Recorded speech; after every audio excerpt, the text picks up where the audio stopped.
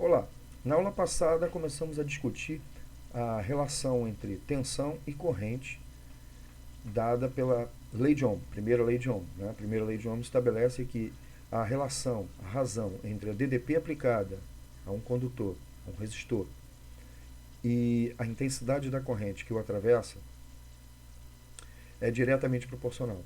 Então, essa relação, sob temperatura constante, todos os condutores apresentam a relação tensão corrente, né, DDP corrente, essa razão é constante.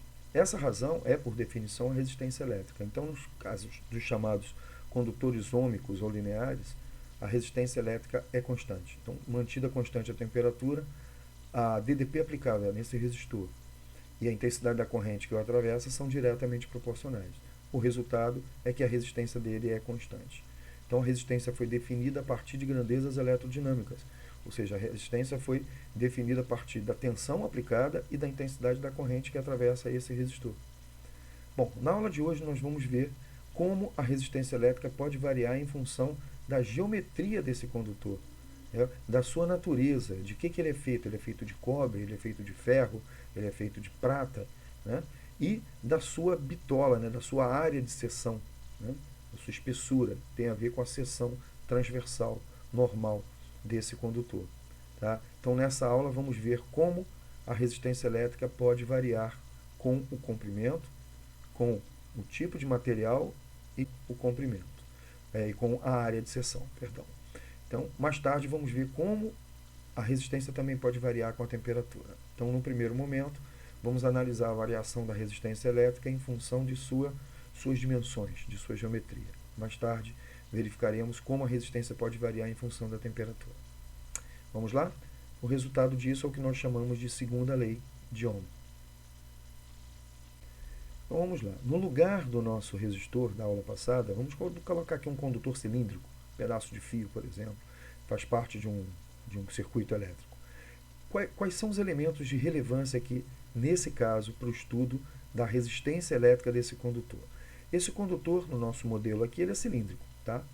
Então, ele tem um comprimento L é o seu comprimento, ele tem uma seção transversal, que nós definimos lá na corrente elétrica, de área S, e um raio R, se ele é cilíndrico, a seção dele é circular. Então, olhando de frente esse condutor, eu vou olhar um círculo de área S e raio Rzinho. Tá? Então, o que o Ohm descobriu? Ele descobriu que, mantidos todos os outros parâmetros fixos, então, por exemplo, a área fixa, o material sendo o mesmo, ele variou o comprimento. Então, ele pegou vários fios de cobre de mesma espessura, mesmo raio, mesma área, e variou o comprimento. Ele chegou à conclusão, e isso vale para todos os condutores, que dobrando o comprimento, eu tenho uma resistência 2 vezes maior. Como é que ele sabe disso? Porque ele aplicou no condutor 2 vezes mais comprido, a mesma DDP. Aplicando a mesma DDP num condutor 2 vezes mais comprido, ele percebeu que a corrente caiu pela metade. Ora, uma mesma DDP num outro condutor, se a corrente caiu pela metade, é porque a resistência dele é 2 vezes maior. Então, um comprimento 2 vezes maior significa uma resistência 2 vezes maior. Por outro lado, se ele pegar um fio de mesma espessura 2 vezes mais curto, ele percebe uma corrente dobrando. Ora, se eu apliquei a mesma DDP e a corrente dobrou, é porque a resistência caiu pela metade. Então, um fio 2 vezes mais curto tem resistência 2 vezes menor. Então, o Ohm concluiu que a resistência elétrica para vários condutores, para vários materiais, é sempre diretamente proporcional ao comprimento do condutor. Muito bem, a segunda tarefa foi fixar o comprimento e o material e variar o raio. Variando o raio, ele provoca variação na área. Então, o que ele concluiu? Ele concluiu que um fio de raio 2 vezes maior, ora, a área não é π vezes r ao quadrado, no caso de um condutor cilíndrico, então a área é proporcional ao quadrado do raio. Então, se eu pegar um fio de raio 2 vezes maior, 2 vezes mais grosso, dobrando o raio do fio, a área quadruplica. Então, eu passo a ter um fio de área 4 vezes maior quando o raio dele é 2 vezes maior. E o que o Ohm descobriu? Que aplicando a mesma DDP, Um raio 2 vezes maior me dá uma área 4 vezes maior e uma corrente 4 vezes maior. Ou seja, tenho mais espaço, como se fosse um cano, né? Se eu aumento aqui a espessura do cano, né, o raio, a área de seção, eu vou ter um fluxo de água maior, mantendo a vazão fixa, tá? Então, a vazão aqui seria mais ou menos a DDP, nessa nossa analogia mecânica. Então, quer dizer, quando eu quadrupliquei a área, eu quadrupliquei a intensidade da corrente. Isso quer dizer que a resistência caiu 4 vezes. Por outro lado, se eu pegar um fio de raio 2 vezes menor, se o raio é 2 vezes menor, a área é 4 vezes menor. Eu passo a ter uma corrente 4 vezes menor, ou seja, um fio mais estreito, menos corrente. Isso quer dizer que se a corrente é 4 vezes menor, é porque a resistência é 4 vezes maior. Daí, o homem concluiu que a resistência de um dado condutor, mantidos todos os outros parâmetros fixos, é inversamente proporcional à área S, a área de seção do condutor. Então, a resistência elétrica é diretamente proporcional ao comprimento e inversamente proporcional à área. Porém, o homem descobriu que todos os metais obedecem a essa lei. Porém, se pegarmos metais diferentes, cobre, alumínio, ferro, de mesmo comprimento e mesma área, quer dizer, toda a parte geométrica idêntica, mesmo assim eles terão resistências diferentes. Então, aqui nós não temos uma constante de proporcionalidade, né? A resistência para todos eles é diretamente proporcional ao comprimento e inversamente proporcional à área.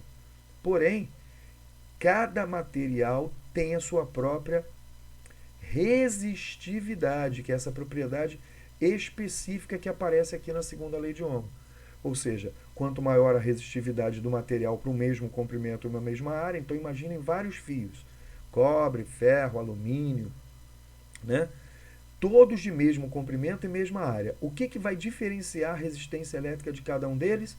A resistividade. Então, a resistividade é uma propriedade que depende do material. Ela também depende da temperatura, mas, sobretudo, do material, né? Então, a segunda lei de Ohm fica completinha quando levamos em consideração o comprimento e a área, quer dizer, a geometria, e quando levamos em consideração a natureza do material que constitui o condutor. Né? Podemos trocar esse S aqui por πr ao quadrado quando se trata de um condutor cilíndrico. Então, a resistência elétrica é diretamente proporcional à resistividade, é diretamente proporcional ao comprimento e é inversamente proporcional ao quadrado do raio. Bom, a resistividade elétrica pode ser destacada aqui, multiplicando a resistência pela área e dividindo pelo comprimento. Então, qual seria a unidade de resistividade? Então, resistividade é resistência vezes área dividido por comprimento. A resistividade é uma propriedade específica, pois depende do material que constitui o condutor e também da temperatura. Essa dependência para a temperatura veremos em aulas futuras. Bom, a unidade de resistividade vai ser a unidade de resistência, que é o Ohm, multiplicada pela unidade de área no sistema internacional, que é o metro quadrado, dividido pela unidade de comprimento, que é o metro. Só que metro quadrado dividido por metro vai dar metro. Então, o resultado dessa operação é o Ohm metro. Então, em unidades do sistema internacional, a resistividade é medida em Ohm metro. Porém, não é uma unidade prática. Por quê? Porque ninguém compra fio metro quadrado de área. Seriam fios extremamente grossos, né? Então, no comércio, esses fios têm bitolas da ordem de milímetros. Então, as áreas de seção são da ordem de milímetros quadrados. Então, a unidade prática aqui, que aparece em muitas situações, é o Ohm para resistência, vezes o milímetro quadrado para a área, dividido pelo comprimento em metro. Pois quando você vai comprar fio no mercado, numa loja, ele é vendido a metro. Então, o comprimento é medido em metro. Porém, a área de bitola que caracteriza, a área de seção que caracteriza a bitola, a grossura, a espessura do fio, é em milímetro quadrado. Então, essa unidade aqui se lê Ohm milímetro quadrado por metro. É uma unidade prática, uma unidade comercial, por exemplo, né? Já o Ohm metro é uma unidade derivada do sistema internacional. Qual é a diferença entre as duas? Uma tem área em metro quadrado, a outra tem área em milímetro quadrado. Então, passar de Ohm metro para Ohm milímetro quadrado por metro é passar de metro quadrado para milímetro quadrado. Lembrando, sistema métrico decimal, 1 metro quadrado tem 1 metro tem 1000 milímetros. 1 metro quadrado tem 1000 milímetros ao quadrado. 1000 ao quadrado, 1 milhão. de milímetros quadrados. Então, 1 metro quadrado tem 10 a 6 milímetros quadrados. Então, 1 milímetro quadrado tem 10 a menos 6 metros quadrados. Então, se eu quero passar de 1 metro para 1 milímetro quadrado por metro, é, na verdade, passar de metro quadrado para milímetro quadrado. E o inverso é passar de milímetro quadrado para metro quadrado. Só tem que tomar esse cuidado. Muito bem. Então, aqui, resumindo, a segunda lei de Ohm diz que a resistência é proporcional ao comprimento, inversamente proporcional à área. Se for um fio cilíndrico, essa área é proporcional ao quadrado do fio. Então, imagina aqui que eu aplique uma DDP-U num condutor que é feito de um determinado material, então tem uma certa resistividade. Um comprimento L, ele tem raio de seção Rzinho, isso lhe confere uma área de seção S. Isso tudo reunido dá uma resistência R. Aplicando uma DDP-U numa resistência R, teremos uma corrente I. Agora, vamos aplicar a mesma DDP num outro condutor feito do mesmo material que o de cima, porém ele é 2 vezes mais comprido. E tem um raio 2 vezes maior. Ora, se ele tem um raio 2 vezes maior, ele tem uma área 4 vezes maior. Então, se eu dobro o comprimento, eu entro com fator 2 na resistência, porque R e L são diretamente proporcionais. Então, dobrei o L, fator 2. Quadrupliquei a área, S. Como o raio, a resistência e a área são inversamente proporcionais, multiplicando a área por 4, eu divido a resistência por 4.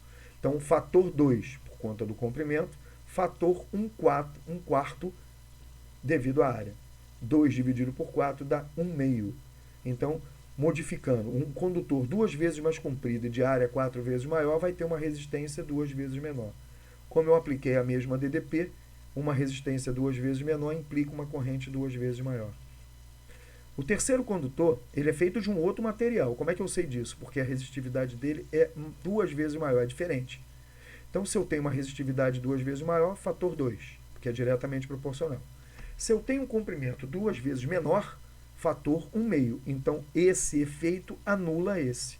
Então, se ele tem uma resistividade 2 vezes maior e um comprimento 2 vezes menor, o 2 aqui cancela com 2 aqui embaixo. Então, esses dois efeitos cancelam-se mutuamente. Porém, ele tem um raio 3 vezes maior que o primeiro, que ele confere uma área 9 vezes maior. Então, a única coisa que está modificando a resistência aqui é a área. Então, uma área 9 vezes maior me dá uma resistência 9 vezes menor. Uma resistência 9 vezes menor numa mesma DDP me dá uma corrente 9 vezes maior. Último exemplo. Agora eu tenho um material que tem uma resistividade igual a 1/3 da original. Isso me dá um fator 1/3, porque são diretamente proporcionais. Um comprimento 3 vezes maior, ou seja, um efeito anula o outro. Então, 3 vezes no comprimento e 1/3 na resistividade, o numerador permanece inalterado. O numerador permanece inalterado. Porém, eu reduzi o raio pela metade. Raio 2 vezes mais curto, área 4 vezes menor. Área 4 vezes menor, resistência 4 vezes maior. A mesma DDP aplicada numa resistência 4 vezes maior me dá uma corrente elétrica 4 vezes menor. Tudo bem? Esses são exemplos de situações que podem surgir em várias questões, em vários problemas. Tudo bem? Então, a segunda lei de Ohm diz que a resistência elétrica é diretamente proporcional ao comprimento e inversamente proporcional à área. Se for um condutor cilíndrico, essa área é proporcional ao quadrado do raio.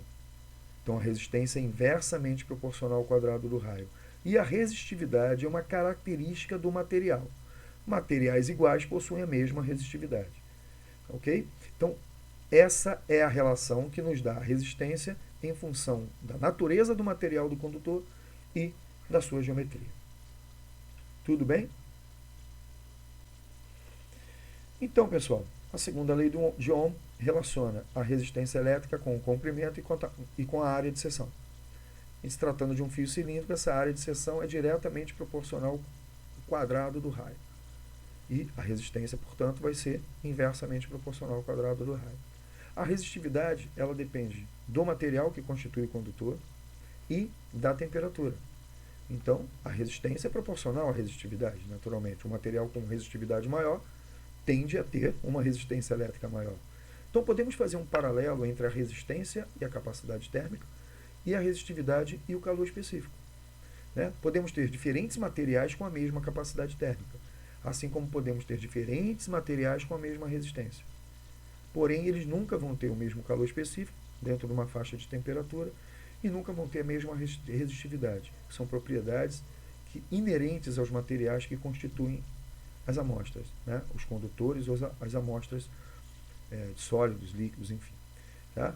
Então, na próxima aula, podemos discutir a dependência. Numa próxima aula, vamos discutir a dependência da resistividade com a temperatura e falar um pouquinho sobre os supercondutores, que estão importantes aí na tecnologia. Tudo bem? Um abraço a todos e até a próxima aula.